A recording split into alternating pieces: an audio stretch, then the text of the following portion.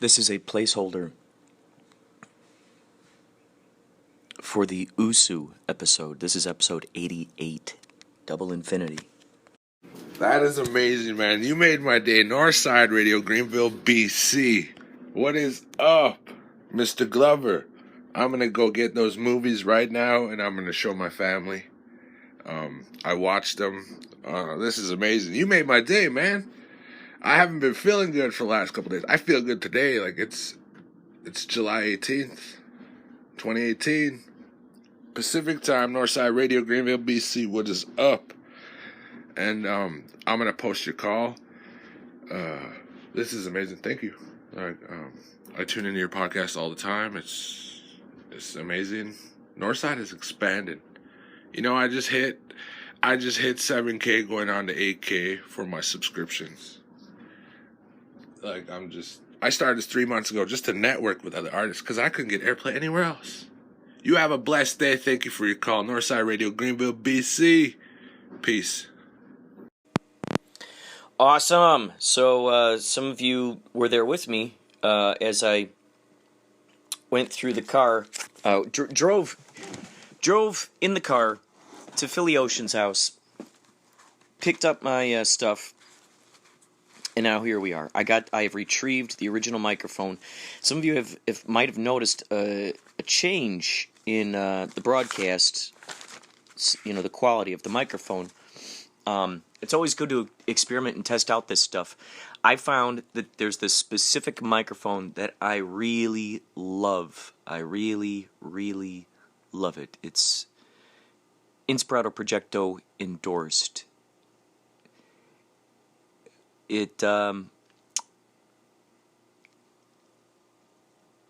It's very, very, very, very, very inexpensive.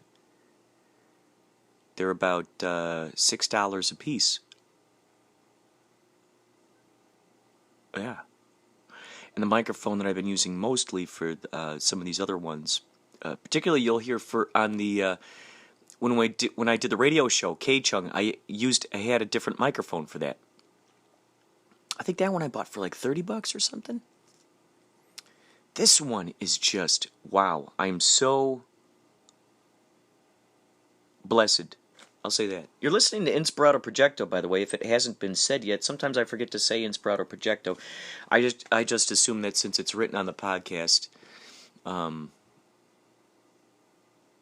people don't need to be reminded. But I think sometimes, let's say, for instance, if you're listening to it, you're doing something else, playing solitaire. Sometimes you just get lost in your own world, and it's good. It's good to have that reminder. You know, it's like you're on the path. I think of it like this. Like, when you're on a path, you're exploring. It'd be good if there were those signs, like saying, okay, 1 mile left until you reach the waterfall. Or, the beginning of the path is 2 miles that way. Keep following the signs. It's good. It's kind of like, that's why those breadcrumbs, what's his name, went into the labyrinth, right? With the breadcrumbs, and he found the Minotaur. I thought it'd be pretty cool to, I'm going to read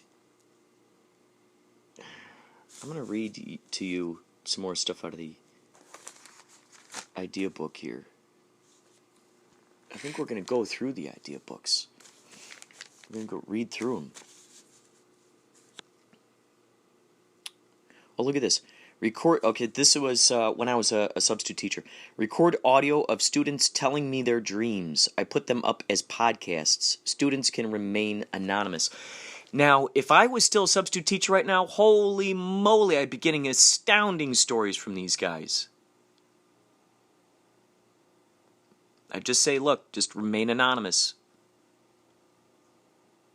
If you don't want to remain anonymous, promote your podcast, promote your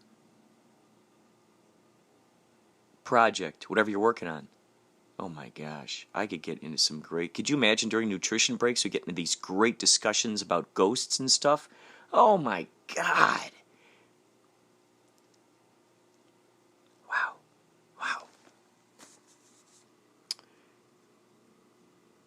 Yes. So I've been thinking about putting together a YouTube channel called USSU University.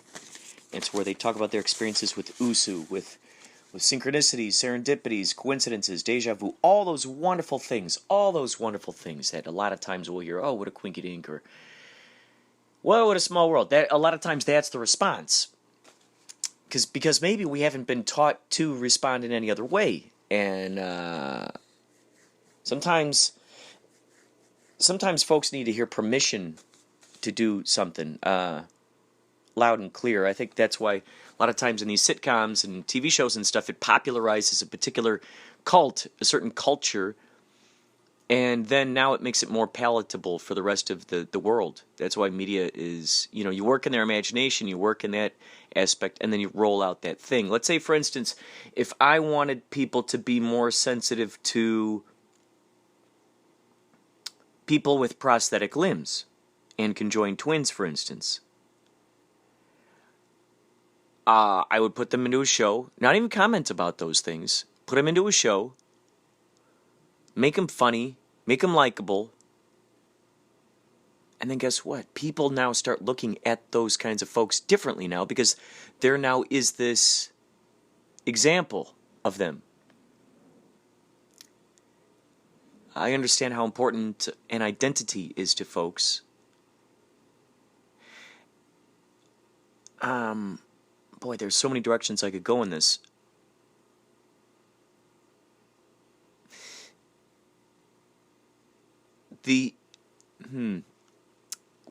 So let me dial it back. So we associate with something.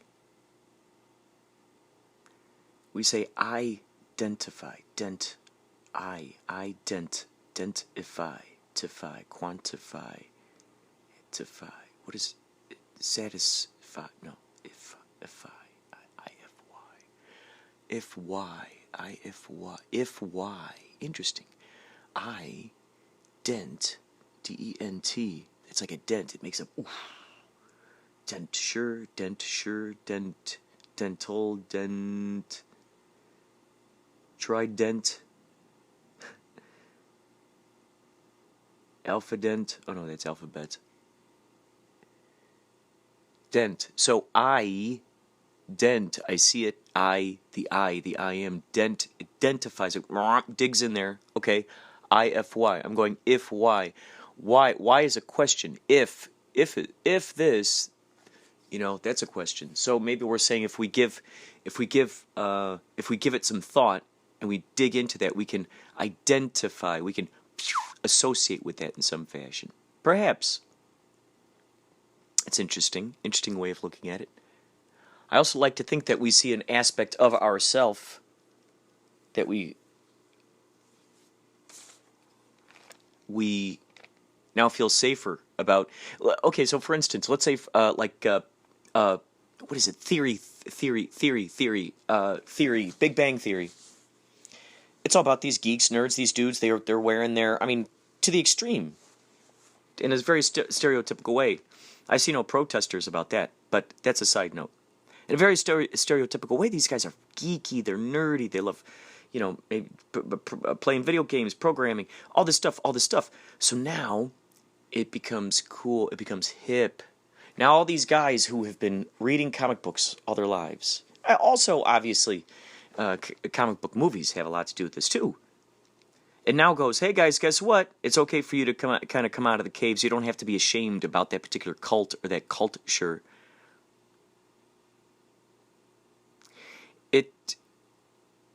A person can put up with shaming much easier if they have a tribe a gathering, a community of those that they can talk to about this specific niche, about this specific. John Garside, we'll get on here. We'll get him on here sometime talking about G.I. Joes. This guy is like the mayor of G.I. Joesville. If you go to any of those forums, everybody knows who John is. John is the perfect guy. John Garside, who does Forgotten Tales. Please check out his podcast. Perfect guy to do a G.I. Joe movie. Perfect guy to do a Batman movie based on the 1966 show, which I'd love to see. Production designed by Mike Allred. by Mike Allred, and I would love to play the Boy Wonder. He was thinking Will Arnett would have been a great Batman, and this was before Will Arnett was cast as the Batman voice in the Lego Movie. How cool is that?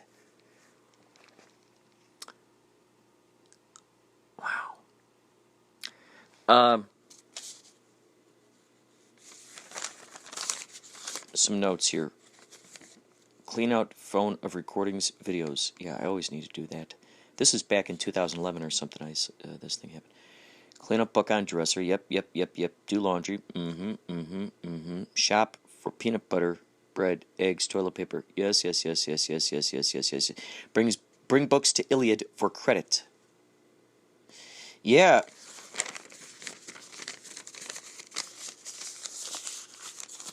Yeah, the Iliad, if you ever want to meet who I think is a celebrity, I'd like to do a podcast with him sometime. I'll go up there.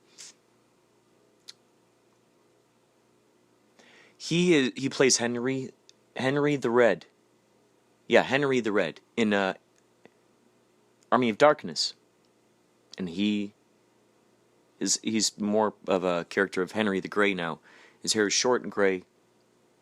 He has no beard anymore, as far as I know. Last time I saw him, I had him autograph my copy of my DVD of Army of Darkness. Turns out he's really big into computer effects.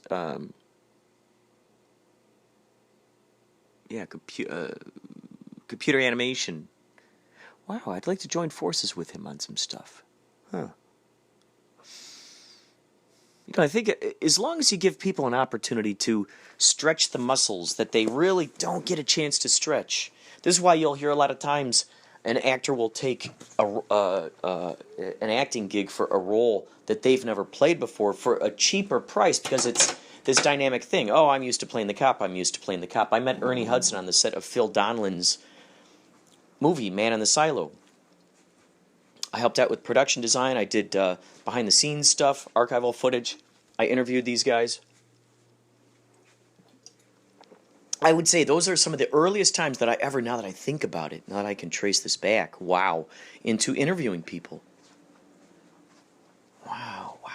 It took me a while to understand that the interview is about the other person.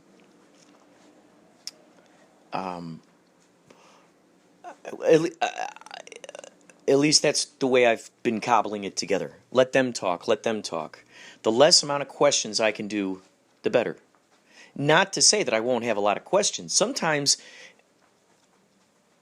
there's an answer wrapped up in a question that I didn't yet ask. That I asked a different question, and now that other question I was going to ask is now answered. Which is great, because then it saves me time in asking that question, and then I can comment on that thing. Oh, it's just amazing. Main things you might commonly hear me ask is, what are your passions? What are your talents? What's your ideal dream? The ideal thing you'd like to do. What passions? What are your hobbies? What are those things that? Sometimes it takes a while, even for someone to tell me, oh, I like to play video games. Sometimes that takes a while for them to say. So maybe that's a better question I can form fit right now while I'm thinking about it. I could say, what hobbies, interests, I could say interests, what intrigues you the most? What do you like watching? What really strikes home for you? Ooh, that would be interesting. To find out the root of a story. What really draws people to certain stories? What are at the roots of those stories that really seem to draw the people? I've heard often that the conflict, there's always got to be conflict just waiting around the corner. And in most cases, conflict that is marinating over here in this aspect, when, okay, here's this scene, oh my gosh, there's going to be and then cliffhanger. Okay, bam. Now you start over with this other scene. Okay, but oh my gosh, cliffhanger. And then you go back over here, pick up from there. And just orchestrated, keeping people unbalanced. Using clever editing techniques, that helps. Make it look like one person is saying something to a different person. Wow. I just had a vision right now of, you could show someone having a conversation with someone, and then they turn around. They turn around like, oh, it's you. And then you see, just facing that direction, someone come around the corner, and they ask, they answer the question, but they're answering someone else's question. So they're answering a question, and then the camera swoops over, and it's a completely different person standing there on a different day. So you're realizing, oh my God, we're picking up that scene. We're experiencing a deja vu moment. We're experiencing it. Oh, that's a great way to put the audience into the deja vu moment. Wow. Wow. And isn't that interesting? Because then it puts us in the spot of being the audience going, come on, character, didn't you see that? Didn't you notice that crazy deja vu? You know, it makes us really root for the deja vu. As I've stated before, my buddy Vince and I, who I met on Bitstrips under the handle Wireless, great brainstormer, and I'm going to get him, we had a great conversation with Tony Lamka, which is the Operation Tone-Up guy, and it was because of Lawrence August, my songwriting collaborative buddy. His brother is Tony, and so I did voices on the Operation Tone-Up theme, which you could go to. If you go to YouTube, you can hear it, Operation Tone-Up theme. Lawrence does the opening narration, and then there's a podcast. One of these podcasts, I put that in there. There's an Operation Tone-Up podcast that I did where I was interviewing some people. Oh man, this microphone, I tell you, this microphone is so good. I sent these guys an email letting them know how much I appreciate their creation, their concoction. I bet you if I gave this microphone to Mike Schley and he took it over there to his buddy's house, they could figure out what makes this what it is. And I bet you these guys could build it. Ooh, wowzers. See, you never know what kind of ideas are going to be coming to you when you're just talking out loud. I mean, you know what's so crazy? Okay, as I'm reading these idea books, and I continually see, a number of things. One, I see how these ideas came to fruition, and I can actually now comment. And say, okay, here's the thing that I created. Wow. Here's the thing I created. Wow, I can see the seed of its creation way back here in 2011 or wherever. This is 2018 as far as I know.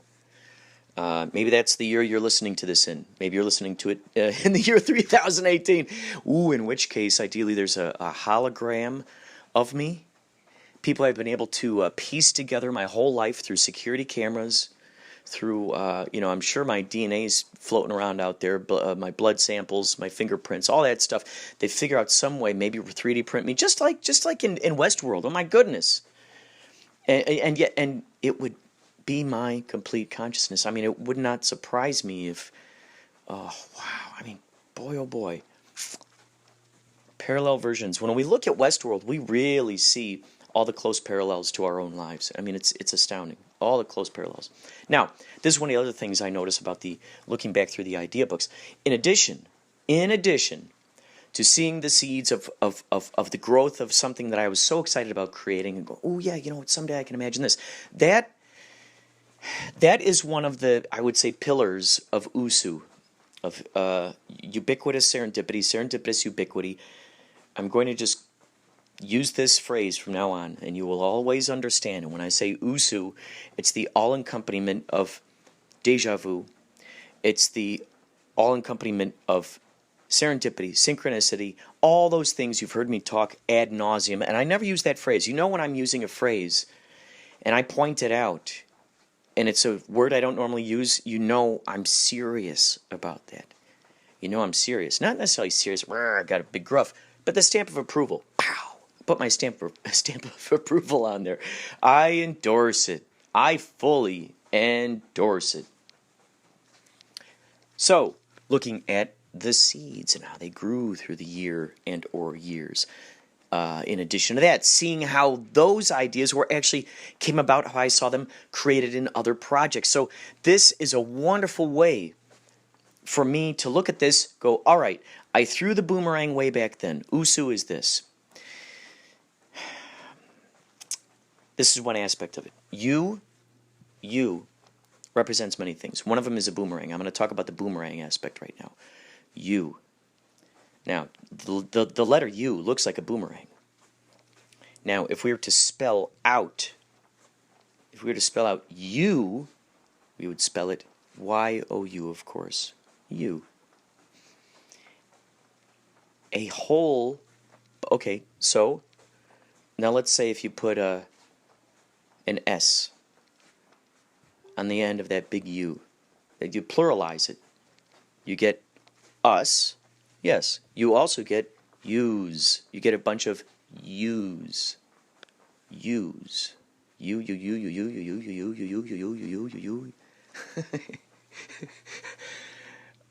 Now, that's the, in a sense, is the ubiquitous serendipity aspect. Ubiquitous serendipity. We have that looking at a mirror. Like when you look at yourself in the mirror, that is now the reflection. So what you're doing is, so it goes from US, like if the US was looking at a mirror, it would then reflect the SU. And where those two S's, the S, when I think of S, I think of snake, of course. I think of waves. I think of, maybe the sound of wind, whistling like a music, like a smooth, slippery, moving. So now, when you look at it, when you draw it, you draw the U, you draw the S. Now, if you draw backwards S and then a U, where it's like it's truly looking at itself, you got ubiquitous serendipity, serendipitous ubiquity. It's this theory of what's going on in our minds goes on everywhere. The big definition is everything happening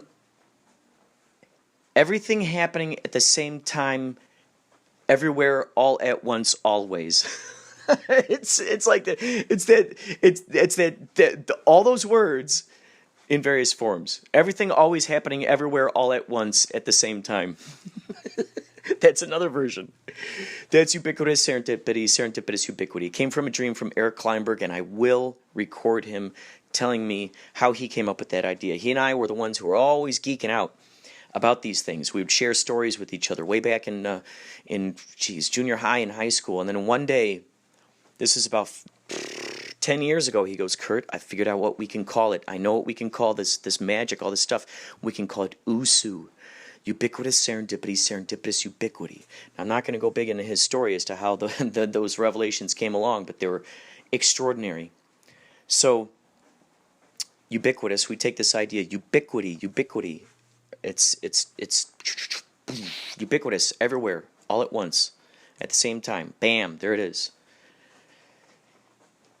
So, serendipity, where you're thinking about something at the same time, concurrently and synchronistically, with something that someone else is saying at that moment. You might go, oh yeah, and then right at that moment you hear someone in the drive past in a car, past the restaurant, and they go, oh yeah, right at that same time. Or you're thinking of someone and they call you up, like those little things. That sort of that immediacy. That there's a glue. There's that force that just happens at the same time, like that right there, the glue, the needle on the record. Ubiquitous serendipity, serendipitous ubiquity. And of course, they're magical. These are miracles, seemingly miracles, magical circumstances. So imagine USSU, and you combine those S's, because they're looking at each other. Well, first of all, the S, if we look at that S, it could look like a 2. So if we were to pronounce that, it would be us to you. Us to you. In a sense, you're looking at yourself in that mirror and recognizing that you are a reflection of everybody else in your environment, everybody else in your world. They're all reflections of you.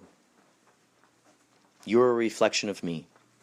Those of you who vibrate with this are aspects of me. I am an aspect of you. This is why we recognize the same vibe, and we get along with each other. So, us to you. Us to you. Well, okay. So, what if we play with the idea that if everything is an aspect of us, and let's go even further, let's say even the books that we got in our environment, the music that's coming through, the animals, the particular, even plants that are near us. We just pretend, okay, that's all me. That's just, those are different reflections of me.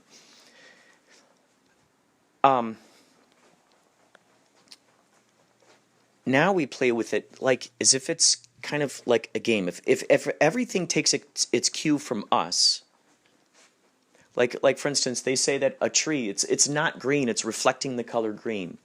It's reflecting the color green. So what are we reflecting into our environment, so to speak? What colors are we reflecting into our environment, and how do we feel about those colors? So, as we notice in dreams, the immediacy is right there. The manifestation is right there. You've heard me talk about a dream, a nightmare I've had where I was like, oh, I hope this thing doesn't happen, and then it happens. I would have a lot of dreams, a lot of flying dreams. I have a lot of dreams where I was flying, and then I go, oh gosh, I hope there won't be any bad guys chasing me. And then what happens? Some crazy bad guys show up with machine guns, are trying to shoot at me. Then I go, oh gosh, I hope I can fly high enough. I hope I don't, run out of steam and I start floating down. Well, then I start floating down. It's like, well, what the heck? Well, if I have the power of doing that, what if I do it in the opposite direction? Ooh, I can imagine this fun thing. There was a different dream where I had where I was big time reading a lot of the Tick comics, and I had this lucid dream that I was the Tick. And I'm like, oh my gosh, I felt it. I felt big. I felt like this like 8 foot tall, like, ah! And I remember jumping up into a tree and the tree going, argh! Like, just because I weighed like 800 pounds or something. And the tree, this big tree just goes, and it bends and it lands on the ground. So, within dreams, we play with that idea that in our waking life, so to speak, this one that we're both kind of playing in here in this playground, this sandbox. This one, the manifestations, they sometimes take longer, but they're still on their way. And so, if we play with this idea of us to you, when we recognize ourselves in everything, okay, what if we saw a bunch of ourselves out there, how would we want to treat them? How do we want them to treat us? So that mirror will reflect that idea. So this is a part of the USU. So now, us to you. Now, okay, what happens now when you combine those S's? You've made a number 8. 8 to me symbolizes infinity. Infinity. That is that you looking in the mirror right there is the true I am. You're really looking deep in your soul there. In fact, we're going to go right now. I'm going into the mirror.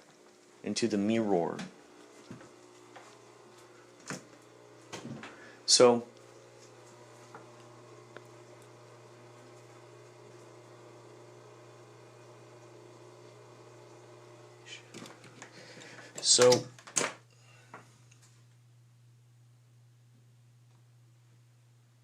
us to you. This is why they say that affirmations are so important, because in a sense you're allowing your higher mind to remind this avatar version of what you actually truly are capable of, and the astounding amount of possibilities through which you can travel and explore.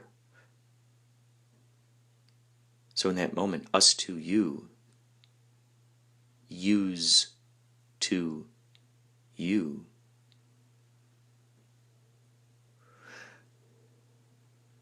Now, you got that infinity symbol right there. The I am, the I am, the I am, I am. You're looking at your eyes, first of all, I-E-Y-E. I am. I am.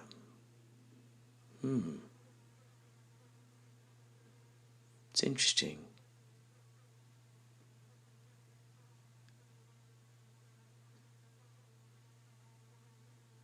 If you just stare right there,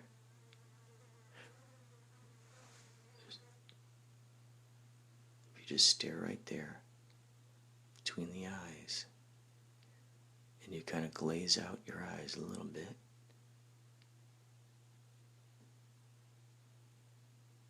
Us to you.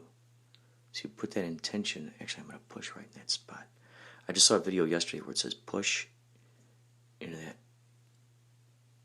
that spot between your eyes to hold it for about 30 seconds. Don't push it really hard. You can feel it. I can feel it.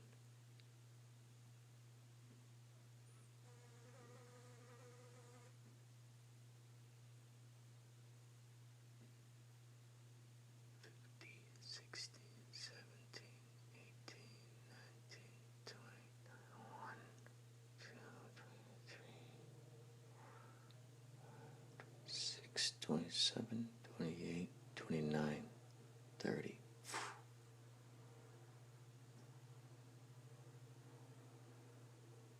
So us to you, you to you. What are you giving yourself? So I'm just going to talk about the boomerang aspect. The other interesting thing, the additional interesting thing, is let's say now, if we are to spell out phonetically U-S, Y-O-U-S, use, you. That's what's interesting. So if we look at that, so okay, this takes into the idea of staring into the mirror. What is that then? That's a palindrome. That's a palindrome. This thing gets so deep. You know what I'm going to do?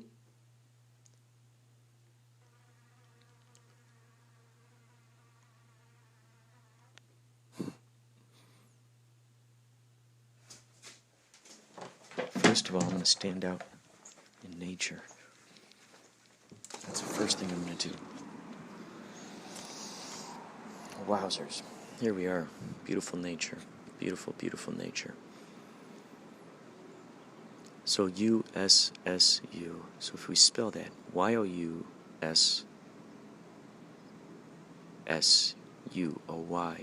So Y-O-U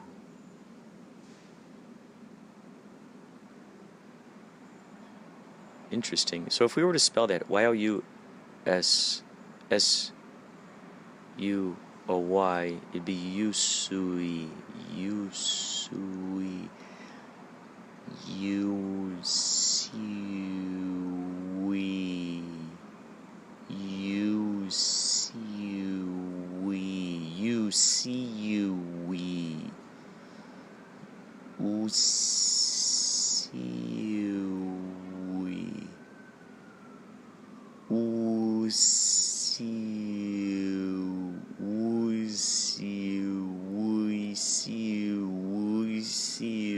We see you. Interesting.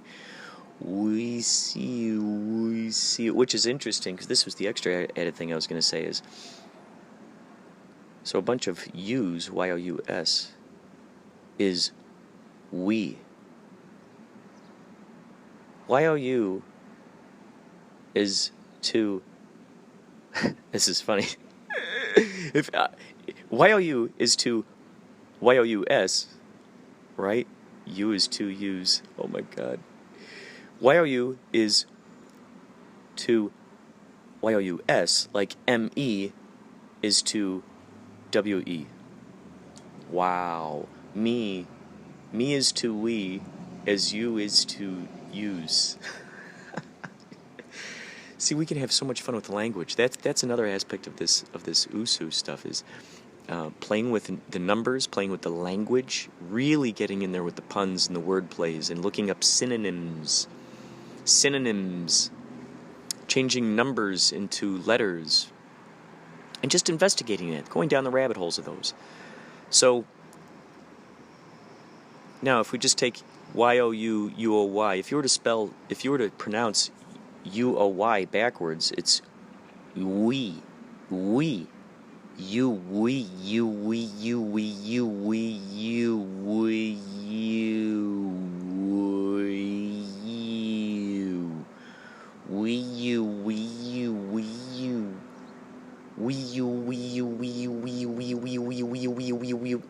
Interesting, huh? Does it feel to you like we're unlocking secrets of the universe yet? So, if we continue playing with that idea that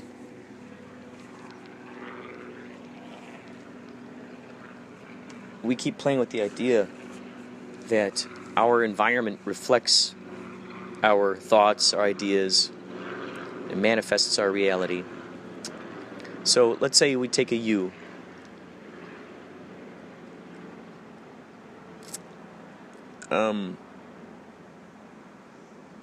There's so many things. There's so many things to this. So many aspects to this. So the boomerang, maybe each episode I'll just take one aspect of it. The boomerang, so U, we take that idea, it looks like a U. We throw it out there. I frequently think of in Zelda, the first Zelda, with Link, and he'd have that little boomerang, and he'd throw it out there, and he'd get all those jewels, and it would come back to him. Imagine that's kind of that's the same thing with the boomerang. We throw out the energy, it goes over there, flows around out there, and in addition to coming back to us, it comes back with stuff to us, things that are reflective of our highest joys, aspects that are reflective of things, our lowest lows. It's a match to the vibe that we were in when we ordered it, so to speak. This is why it's so good once we start getting into that idea of intentionally manifesting our reality. When we have a record of this kind of thing, that's why I'm getting such a kick out of looking at this idea book. This is actually reinvigorating my excitement for USSU again, because I've been slowly writing the book throughout time, and I want to figure out the easiest way for folks to understand this, because it's a pure wordplay. I'm also going to come out with a series of books for kids about USSU. So one of them is the boomerang, and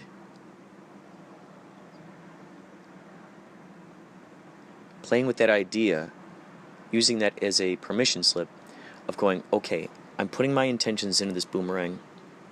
It's going to highly reflect my highest joys, my highest excitements, the things that I love the most, even if it's a dormant hobby. Let's say I used to love collecting trains, or let's say I used to love playing volleyball. Let's say I used to love painting. Whatever it is. Put it in there. I love these things. I love these things. I love these things. Mentally throw that boomerang out there. And what's happening is we're throwing the boomerang to the other you in the mirror. We're going, you take it now. Okay, you take it. You take it. You take it. So that guy, because imagine if you stare in a mirror and you look at that person in the mirror just as an entity, their world is filled with possibilities. I see him in there and I go, wow, who knows what kind of crazy stories could be made with that person right there. It's limitless. If you just look in the background of what's behind them in that mirror, you could take any of those objects and make some movie story thing that goes around that person. So if we look at that you that's in the mirror as this infinite possibilities, because remember, we fused ourselves with the infinity. Us to you. You see you. We see you. We see you. See you. We see you. See you. We see you. Bam. You've stepped inside that portal, that parallel world, and now you're going, all right, I'm putting the order in. I'm going to let that guy take care of the behind-the-scenes stuff. And it's important we're still tuned into that same station. We've heard this all the time. So when it comes back to us, when those gifts come back to us through songs, through conversations, through et cetera, everything reflected to us. It could be a shade in the tree, the way that we look at it, the way that it moves, and it reminds us of a face of someone that we knew who was very intelligent and would always give us good advice, and we go, oh yeah, Frankie would say that, yeah. Looking up there, you go, oh yeah, Jehoshaphat's. He would totally say something like that. See how the way that the palm tree is turned and the way that the leaves move. You're like, oh yeah, Cornelius would totally say that. So we look for that wisdom. We open ourselves to that wisdom. We get in that receptive mode and then we allow it to come to us. That's one of them. That's the boomerang. So, I guess, knowing that and playing with the idea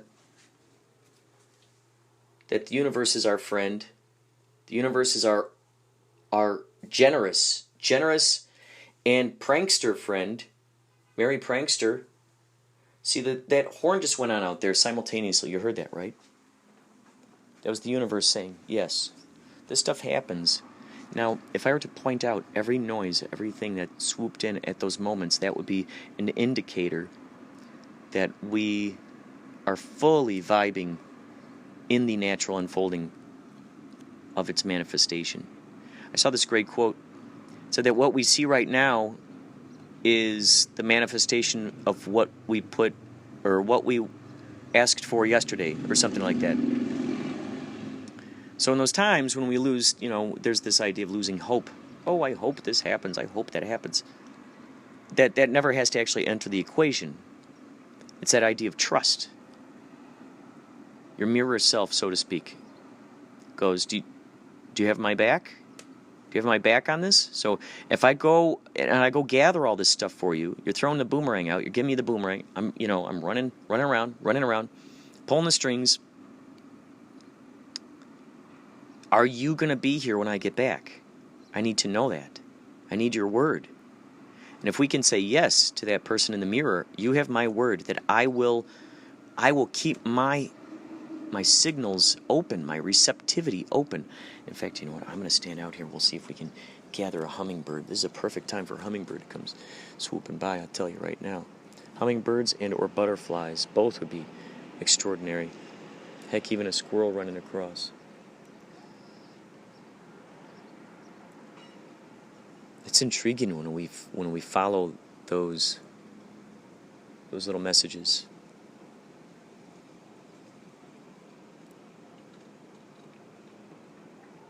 I see you over there, tree. I see you waving.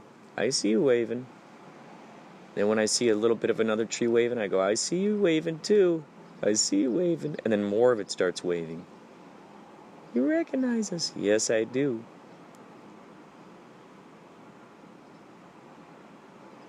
I see you. You see you. You see you. We see you. We see you. Sui, you, see, we, su. It's fun when we can form a particular language with the universe, and then it supports that language. It'll support it, whatever it is. So the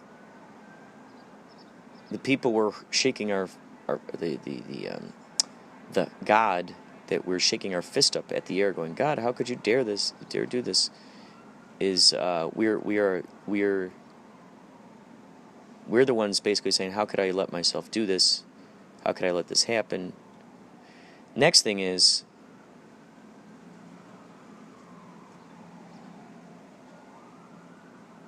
what value am I getting out of holding this specific vibration right now, while I'm saying this, while I'm proclaiming this? Right? There's another one. Thank you. That's loud and clear. That's the universe saying, you got it. You got it. Loud and clear. Loud and clear. Mayday.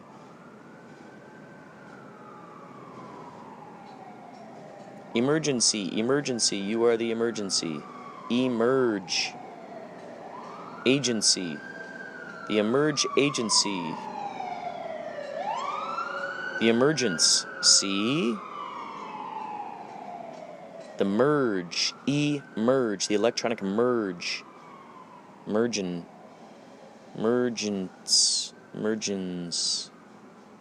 magnificence, ENCE, ion. EN is like an ion, in, ion, I-N.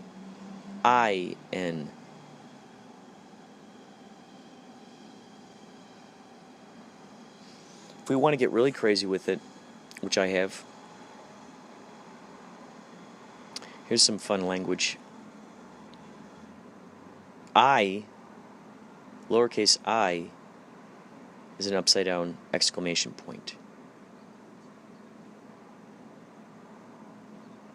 Bam. Exclamation point. Eureka! I got it! An exclamation point can be something good. A huge epiphany. Bam! That lowercase I looks like a beacon, doesn't it? Like a lighthouse. So in, then let's say that N is an upside down U. Like a lowercase n, it's an upside down U.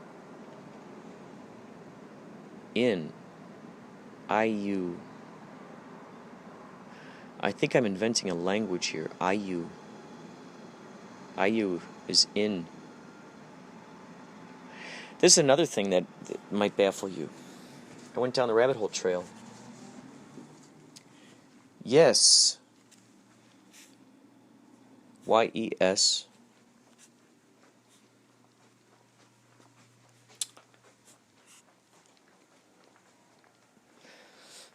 Is, you know how people go say a or nay? Or I or nay? I or nay, right? A-Y-E is yes. A-Y-E, say that out loud. I. E-Y-E. E-Y-E. If you say that out loud, I is the letter I. So yes.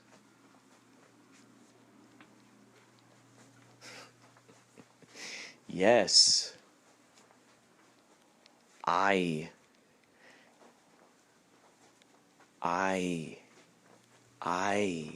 Yes.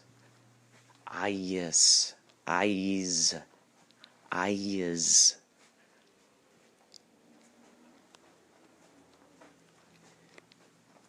Y-E-S backwards is S-E-Y, say. Say. Perhaps we could even say see. That's a fun thing too. When you take the letter U and you tip it on its side, you have a C. C. S-E-E. S-E-A.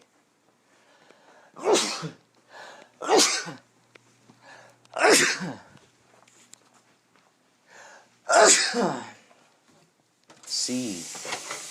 C. U. C.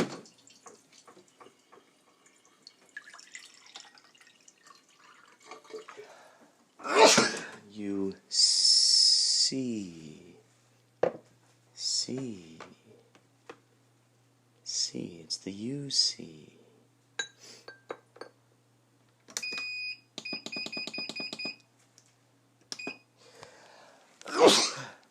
A lot of those revelations, like the Y-O-U being a series of U's, that revelation, I remember, struck me when I was really thinking about the word university. I really started thinking about university. Oh, it's a city, it's a universe, it's its own little city. The city, it's its own little universe. University. And then I started going, oh, wait a second. Y-O-U University. University. And I started playing with that in my brain. University. Universe. Then I just started, and I chopped it off at universe. Y-O universe. So I started thinking a lot about that. And that was happening concurrently when I was playing with the letter U a lot. And I go, wait a second. Universe? That's like you. That's just like you. The letter U when you say it out loud. Universe. Huh. Huh.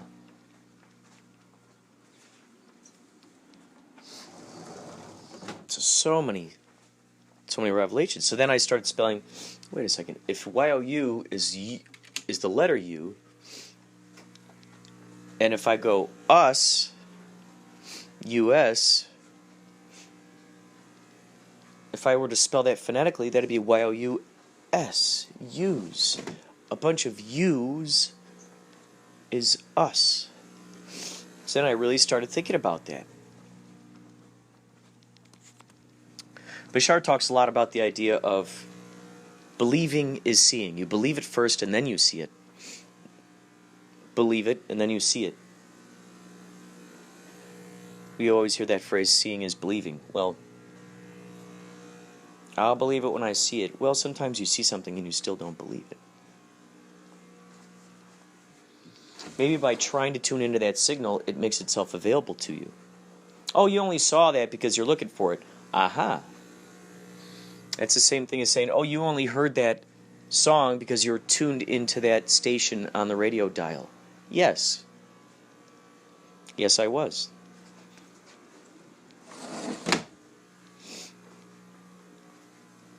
So, more about USU, or UCU, or we see you on its way. This one was mostly about the boomerang. So think about that today, actually. Think about that. The boomerang. It's very much like an echo. You go yodel-hee-hoo, and then you hear the echo eventually. Well, sometimes we can tune in so good that we don't even hear the echo anymore. So we don't hear that reverberation.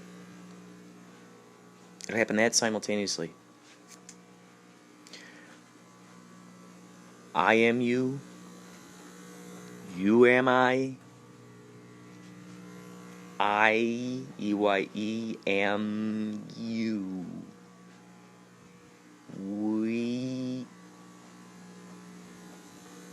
We ma.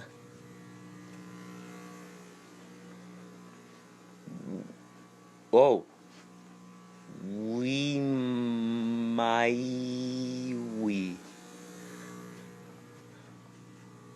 Oh, we. Let's see. How would you say that? I am you. I am you. We am my. I am you. We am I. We am I. I am you. We am I. I am you. We am I. No wait. We ma I. We my. We my. We my. We my. We're inventing language, folks. Keep that in mind. Kaleidoscope, Jesus. Kaleidoscope, Jesus. Kaleidoscope, Jesus. Kaleidoscope, Jesus. He's coming for you. He's coming for you. Here he comes. Here he comes. He's gonna kill you. Yeah. Kaleidoscope, Jesus. Kaleidoscope, Jesus. Kaleidoscope, Jesus. He's coming for you. He's coming for you. Look out, here he comes. Kaleidoscope, Jesus. Kaleidoscope, Jesus. You've been warned.